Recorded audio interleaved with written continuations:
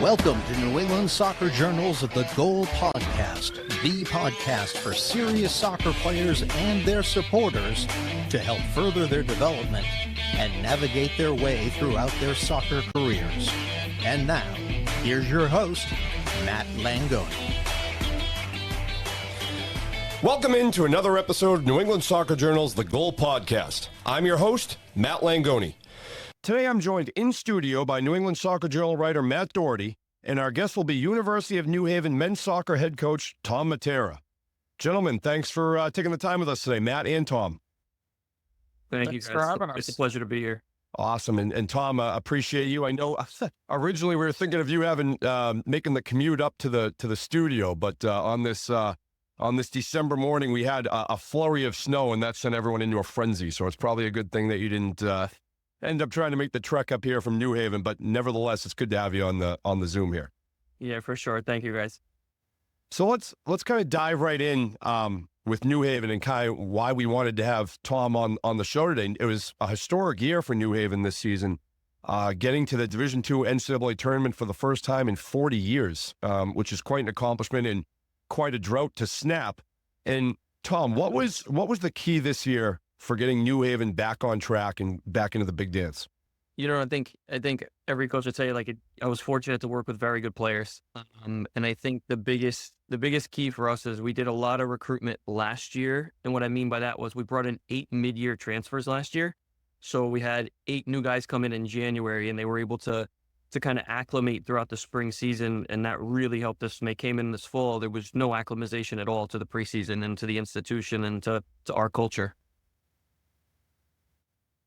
This is your second year, yep. And to have this success, so when you took over the program, how do you build a program? What are your values and cores, and to get to where you are in year 2, what did it take? Yeah, so I think a couple things. I think New Haven's a unique place, right? It's a big college city. There's obviously 5 institutions in the area, but it's got some really high highs, and it's also got a little bit of grittiness. So I think finding the right type of kid that wants to be here is paramount.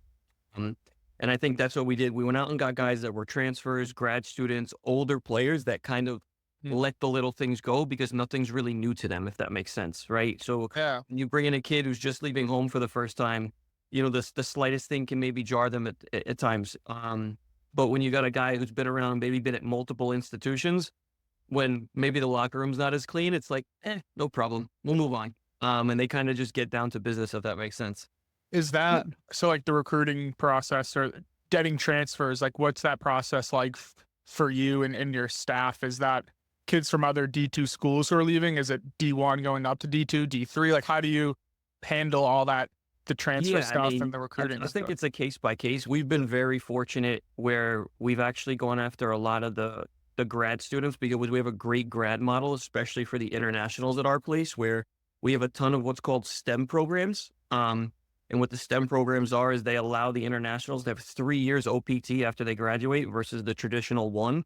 So the guys that want to stay in the country, we become a very attractive option. Yeah. So we went after a lot of guys that were leaving out of their COVID year. You know, they have 1 year left. They want to do their master's somewhere, and then they can stay in the country for a couple of years. So we had a heavy international flavor this year. Yeah, I saw that on the roster. I'll tell you what I think might help that recruiting pitch is that New Haven pizza scene. You guys we're the staff pizza every Friday. I was going to say you got some of those great pizza shops there. You take them to one of those, you're going to sell that recruit real fast. No, very very true. We have 4 really exceptional pizza places in the immediate area. So you're never short on options. What's your number one? Oof. So for the traditional New Haven pizza, I would say Sally's, but I actually think that Zanelli's is the best pizza in New Haven.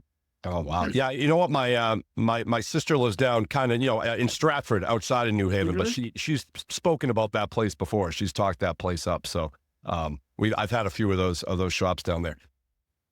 In terms of more local playing within the Northeast 10, I mean, you got Franklin Pierce in the conference who had won the last 2 national championships, didn't do so this year. But you have the luxury, or maybe it's not so much a luxury, of playing against these top-end D2 programs in your league every single year. Yeah. How much does that harden you guys over the season and get you prepared for, for what's to come in November, December? I think it's amazing for us. It's like it reminds me of back in the 90s and early 2000s, old Big East basketball, where they were just beating each other up all year. And then by the time they got to the tournament, they were hardened. I mean, we played Pierce twice this year. We played Snoo twice this year. So it helps. And I think it also helps recruiting when you can say you're playing in one of the two best D2 conferences in the country. When you look at us in the Sunshine Conference, I don't think there's two better conferences in Division II. Is it?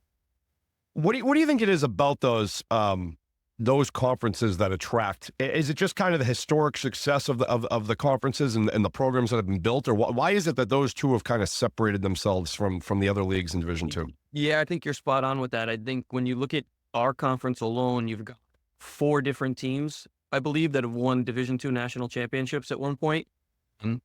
So that's almost half the conference now. Obviously, we've shrunk to 11. When I played in the conference, Bryant, Merrimack, UMass Lowell, all those guys, Lemoyne, we're all still in Stonehill, we're all still in the conference. But now as it's gotten smaller, you still have Southern Connecticut, Franklin Pierce, Snoo, who have all, and Adelphi, who have won Division II national championships. So I think you're right about the history and tradition. And during the season, I know you mentioned how you got those transfers and some grad students. Like, did you expect this season, like when, in July, August, heading into the fall, were you like, okay, I think this team's good enough to make the NCAA tournament? Like, what was kind of the expectations heading into the year? We actually felt we could be pretty good at the end of the spring. We knew like I said, we had brought in those mid-year guys, and we kind of knew we had a very good spring. We play in what's called the Spring Connecticut Cup, where we have Quinnipiac, Sacred Heart, Central, Post, us, and Southern. And so you're playing against some good teams, and we finished third, so we fared pretty well. And we'd beaten Quinnipiac, we had beaten Central, so we felt like we had something brewing. And then when we showed up in August, 30 of the guys showed up a week early for preseason on their own. So that was tremendous, and you felt something shifting. So we thought we were going to be pretty good, and we felt like not many people thought we were going to be pretty good, which was an advantage until they saw us on. How would you describe the style of soccer that New Haven is playing right now? Is it, does it vary from what the program was doing before? Did you come in and kind of overhaul what the system was, or did you just tweak it, or, how do you see it? I would say we tweak it more defensively than anything. I think we try to play. They certainly tried to play before us. I think we've made it very clear on how we want to defend. We either defend high up the field and counter press, or we defend in a low block. We try not to defend in a mid block, and that's just me. I think in college soccer, when you defend in a mid block, it's kind of like pulling the blanket at both ends. Somebody's going to either go over the top of you or go around you. So what we try and do is we try and just send people out wide and either, like I said, try and break us down in a low block or counter press high up the field. So we've made it like, that's it. There's nothing else you can do defensively. Yeah. Were there any kind of, like, I know you have high expectations, but then as the season progressed, like, what were kind of, is there a highlight win throughout in the regular season that kind of solidified that belief? And I know you guys, like, looking at your schedule, you had some winning streaks. Like, was there kind of a moment in the season where it was like, okay, like, this is actually happening, we can do something special this year? I actually think it was the draw against Snoo at home. We played really, really well. We were unfortunate to give a penalty away in the last 90 seconds, or we probably would have won the game. So I think that was the moment where the boys started to really believe we were pretty good. And I think that was what changed it, because then you saw, like, we had some good results on the road for the first time. We went down and beat Adelphi on the road in a long time. So I think that moment kind of changed things for us, and they started to really believe that we could be pretty good.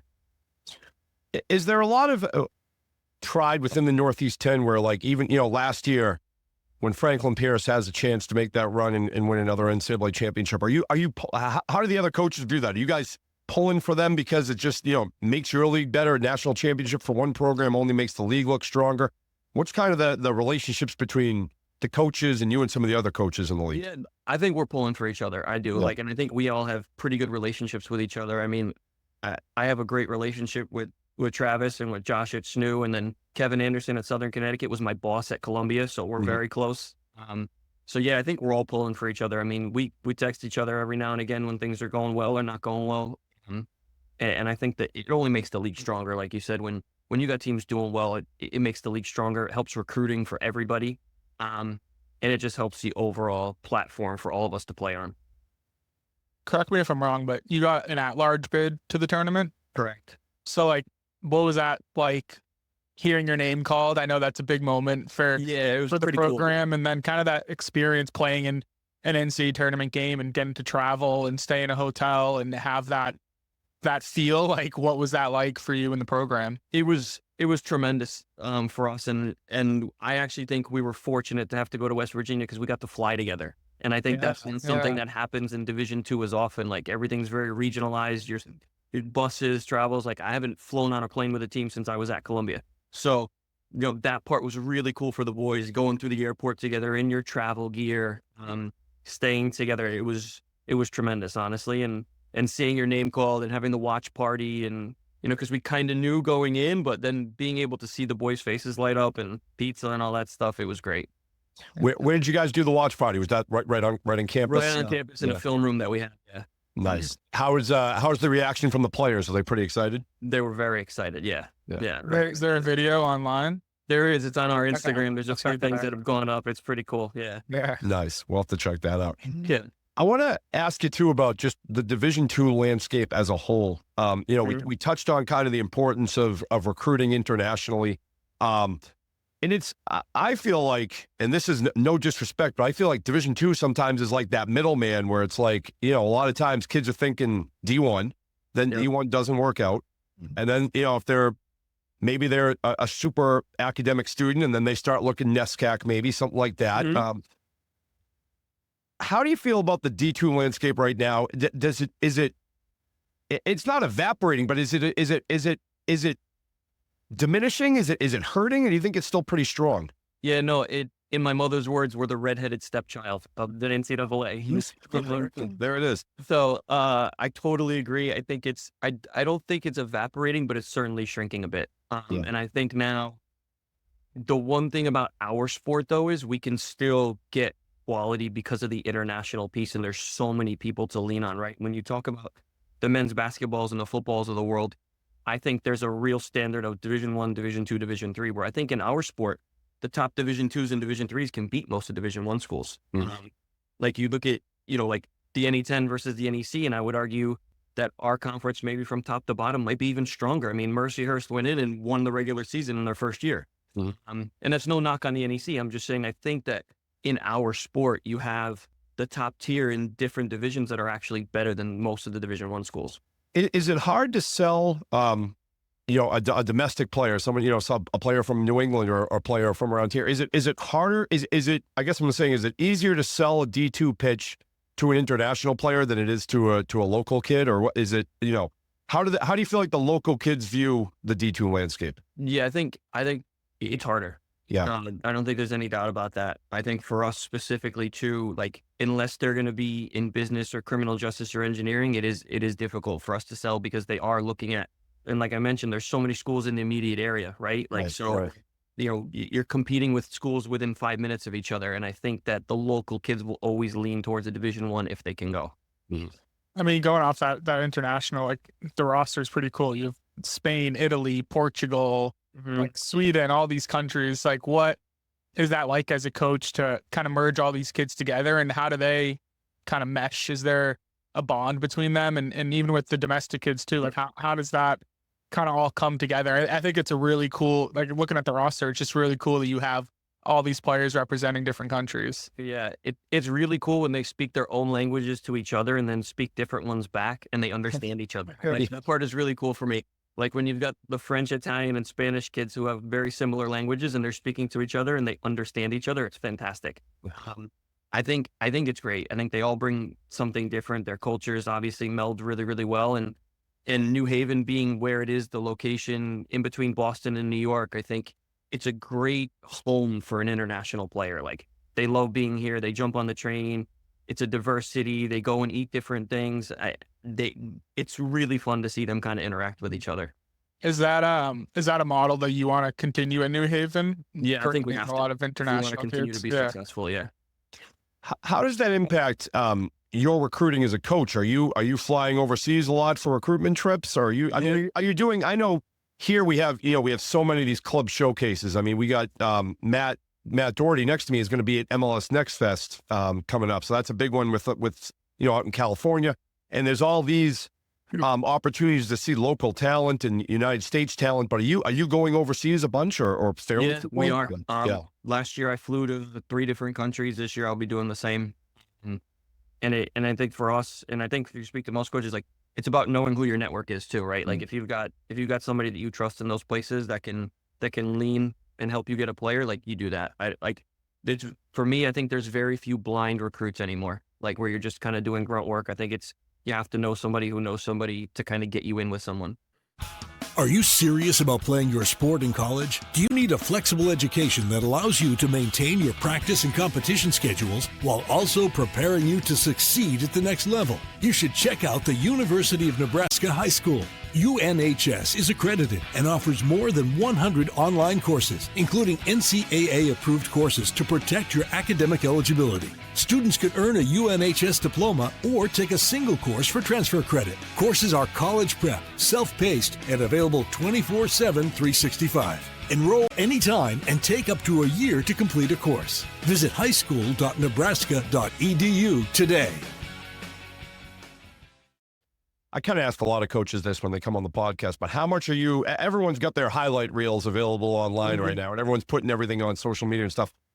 How cognizant of that are you as a coach? I mean, do you really even care about that stuff, or are you someone who needs to see somebody live and see them in person to really see what they can do as a player? I think ideally you always want to see somebody live, but I think when you're not at like Duke or Clemson, it's hard always to see somebody live. And I think Y Scouts become such a great tool for most coaches where you can see full matches. And obviously all the streaming services where you can see full matches. So the first thing we do is when we're looking at somebody is how do we find a full match of them? Because I think the highlight video is always skewed a bit. Of course, yeah. What you don't see is the one they sky the ball 30 yards over the goalpost. Yeah. Did he put that in fast forward? That's right. It's only the good place. Yeah. And it's 4 minutes long. It's like, well, what about the other that's right. 85 minutes of the game? Yeah. But it's, I do say though, that's changed the recruiting game a lot though, because I feel like the player players are now a lot more empowered with their recruiting, I think, than they used to be now, because they can put that stuff on film. And do you find that recruiting, as you've gotten older in coaching and more involved in the coaching game, has it recruiting gotten harder, or is it is it easier? What's kind of the outlook in the whole process of it?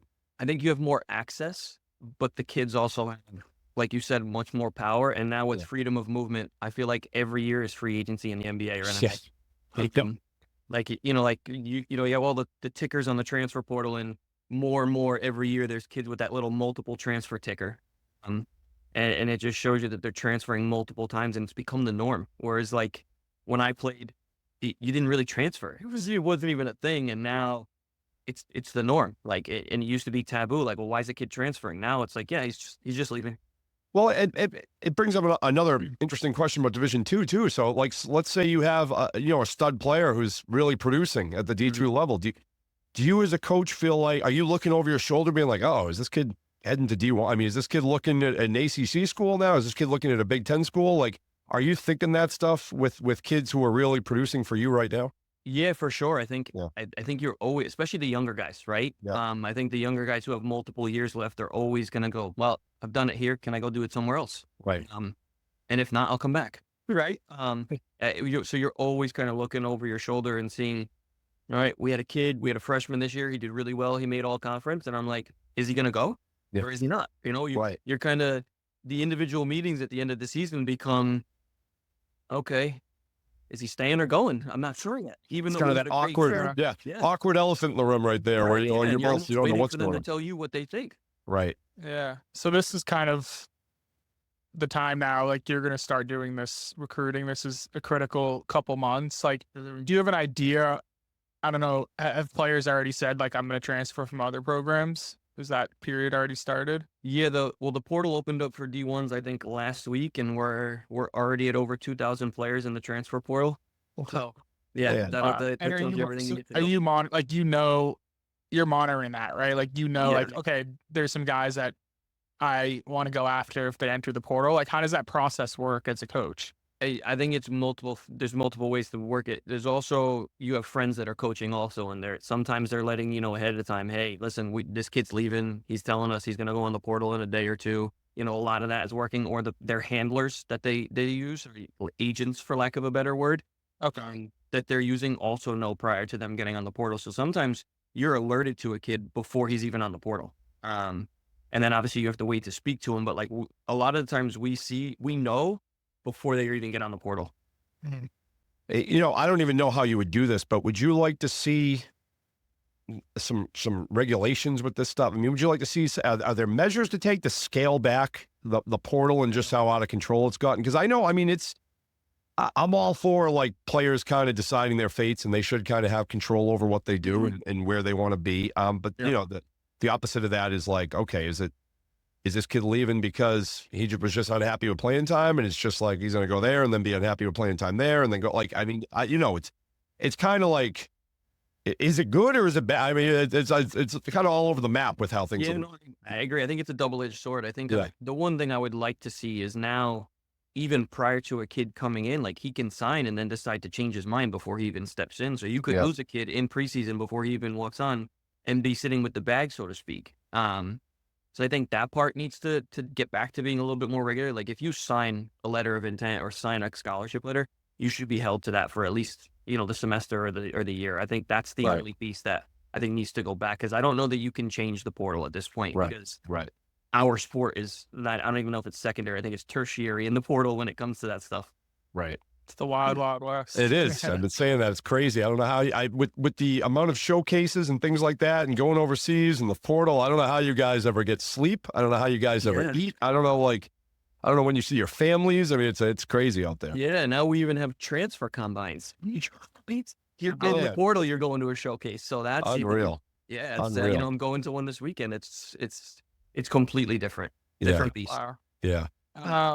So what's next? Like kind of looking at the next year, you have this season, you make the NCAA tournament. Like how do you carry that momentum into the future? Well, as we've been talking about for the last 20 minutes, you're probably gonna have a lot of movement.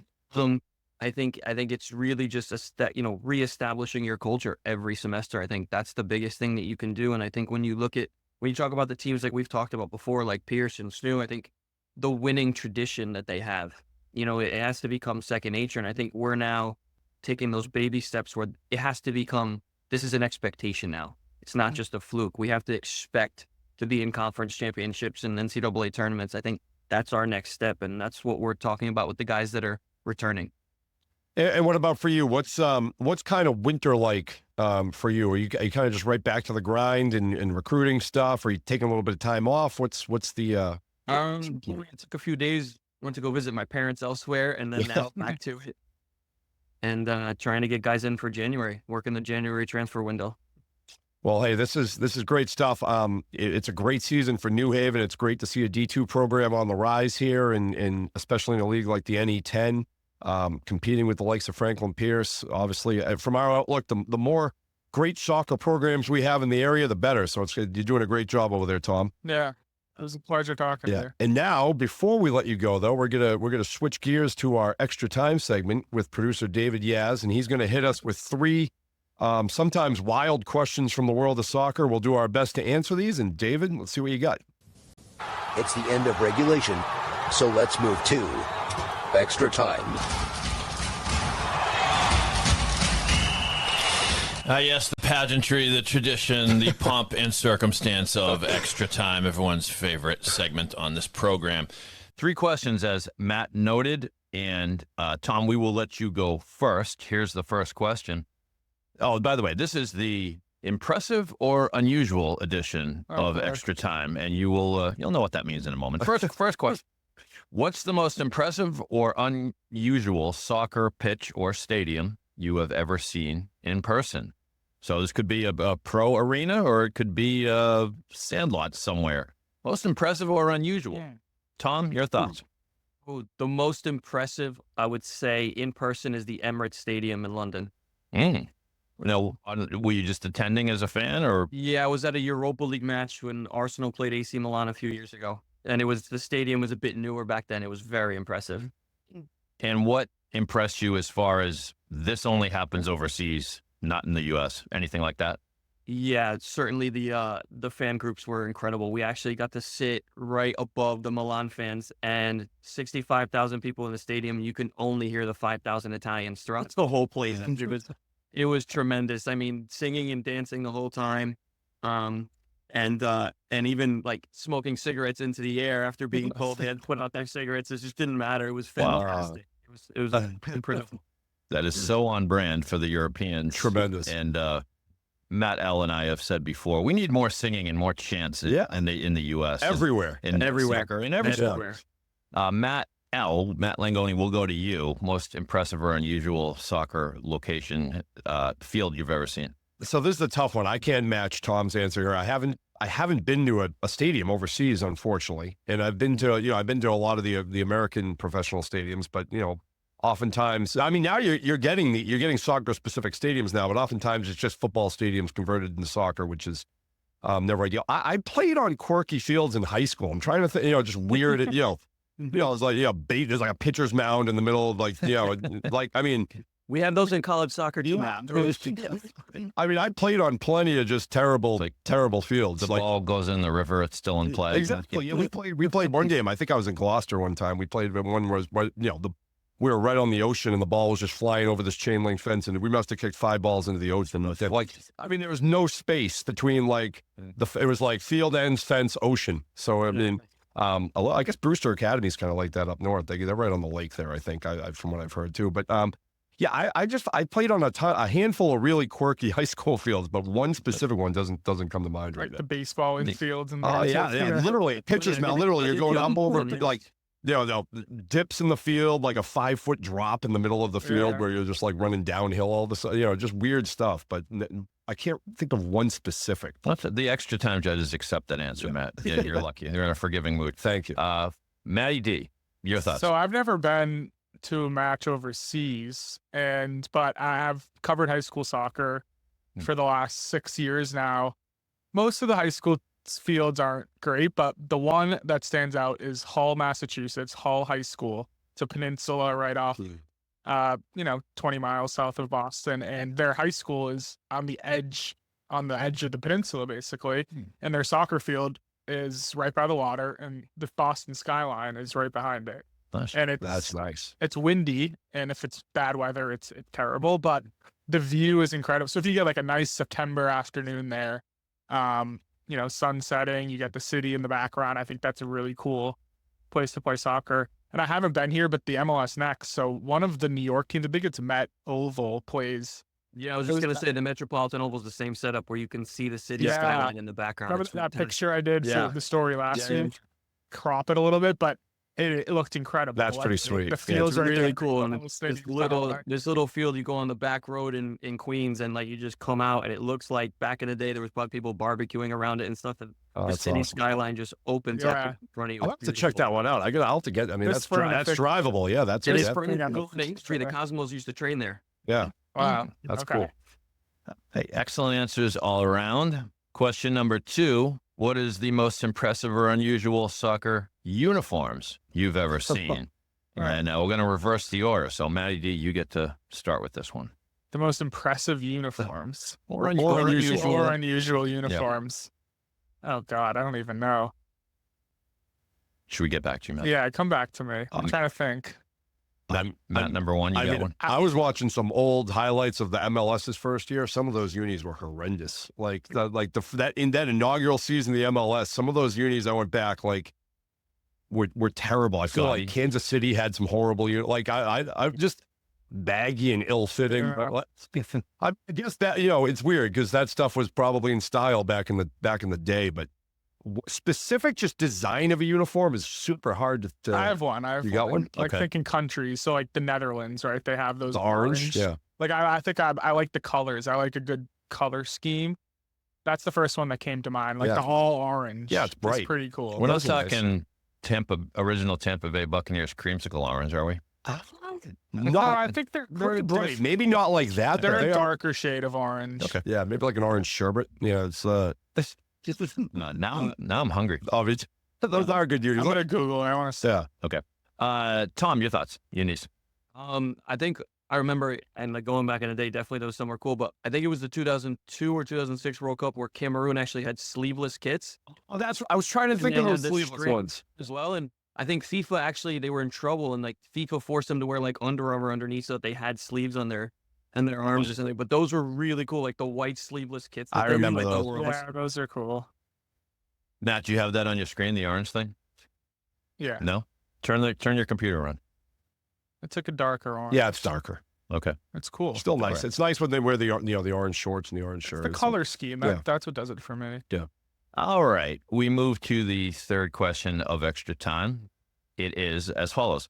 What is the single most impressive or unusual soccer play you've ever seen in person? The play could be anything. Could be a goal. Could be a save. Could be a pass. Could be at the pro level or at the youth level or anything in between. Man. All right. Tom, I've stalled enough to give you time to think about it. Now, thoughts? Most impressive or unusual play you've ever seen? I was actually at the inaugural MLS All-Star game, and it was in Giant Stadium. And the first goal that Tab Ramos scored against Jorge Campos, I don't know if you guys remember it. I remember this one. I was right behind the goal, and seeing that live was incredible. Incredible. Nice. As a young kid, I was 9 years old, I think, at the time, 10 years old. It was phenomenal. That's great because you go to a soccer game knowing that the goals could be very few and far between, but to see one sort of coming right at you must have been a thrill. Yeah, it's awesome. I remember that one, actually. I remember seeing that one. I was trying to think of one that I've seen in person that really stuck out. We will accept one you've seen on TV. And I'm It's drawn. tough. It's tough. I mean, there's, they all kind of blend. You see these great goals. I mean, I'm constantly watching montages of goals with my kids too, where we're like, look at this one, like on Instagram and stuff, and they like stick out. It could be at any level. So, like, if this were the sport of baseball / softball, my answer would be this catch my brother's friend made in a game once where he went back into, and fittingly, he actually ran into a pickup soccer game that was going on in the time and dove among the soccer players and made this catch. I'm trying to inspire you to come up with something so obscure, but maybe not. Maddie D, you go. I'm still Matt, trying. you got one? Yeah. I feel like I'm so recent bias right now, but I was covering the Newton North tournament run the last couple of weeks. This MIA team won 4 games in the regular season, won 6 games in the playoffs, and won the state championship. Whoa. And probably the craziest run. And that's not a play, but there was a play in the state final where the goalie, he's actually going to NYU next year. He was incredible the whole state tournament run. And it was like the 85th minute, they're up a goal, and they had St. John Shrewsbury, the other team, had a shot that should have went in. He dove full extension, knocked it above the net to basically save the St. James. He also saved 7 penalty kicks in the playoffs, which is unheard of. That's incredible. And that last one, that was 2 weeks ago, but it was the first thing that came to mind because that whole run is the most improbable thing I've seen in high school sports. And then to cap it off with that save, it was like, and the crowds were great. It was just a great story and a great run. And that play is the most recent one. I'm sure there's been a lot of better plays that I've seen, but that one just kind of wrapped it all together for me. While we're talking recency, actually, there's a kid from Vermont recently that made the Sportscenter top 10 with a goal in the NCAA tournament. I think it was David Ishmael. A ridiculous goal coming up the right side. I feel like he might have like rainbowed one into a volley or something, and then scored from like an impossible angle back corner. If you look it up though, they had like UVM has it on their website, and it was an SC top 10. It was an incredible goal, and I remember thinking when I saw the clip of it the next day, I was like, that's the best goal I've seen all year. So that's a really good one if people want to go check it out. I can't think of one off the top of my head, but a goal that happens like in stoppage time to tie a match, I think is like, I'm trying to think of one that I've seen, but those always are incredible to me to score in the last minute, especially in like an elimination game. Like your state tournament or your NCAA tournament game was in penalty kicks. Was there any of those moments, like an overtime goal or late second? Funny enough, we actually scored with 30 seconds left in regulation to quarter the game, and it was pulled back from us. Yeah, it was current offsides. And it was. We're not going to get into it, but we'll do another strike on that goal. Our striker actually chipped the goalkeeper with 30 seconds left. Like, he comes out and he just dinks it over him, and it was like, what a moment to win a national tournament game, and then it was pulled back from us. So, How did you react after that? Were you calm and collected after, or did you have some I'm choice very words? surprised I still have a job.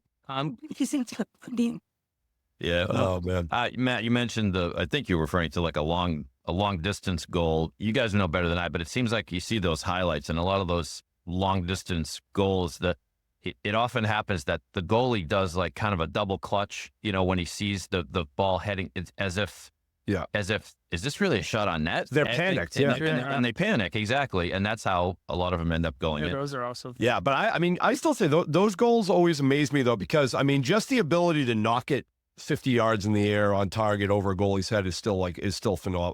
Is that half walk though, right? No, I'm at games all the time where a goalie's out of place and they're really good players. Tom knows really good players are cognizant of that. If they know the goalie's out of place, the coaches are cognizant. Everyone knows, and if by timing, if you're up like 2-1 and there's inside a minute left, the goalie's coming up. So if you have a shot, you can launch one, and I've seen it happen many times. I always think it's a great goal because you got to knock it on target. And you got to be able to have that. It actually happened to us when I was coaching at Mount St. Vincent. We were actually playing NYU, funny enough, you mentioned it. And we were down 1-0 with a few minutes left.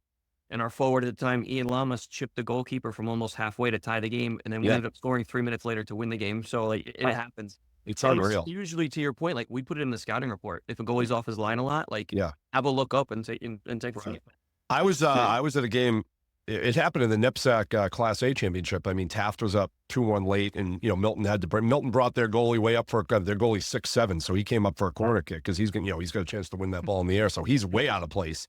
And Taft knew it. She was taking up possession to launch one, and they were all over it. Everyone's aware of it, and like Tom said, I think it's a scouting report thing too. Well, you've all done very well in extra time. I have bright orange jerseys coming to all of you as a prize.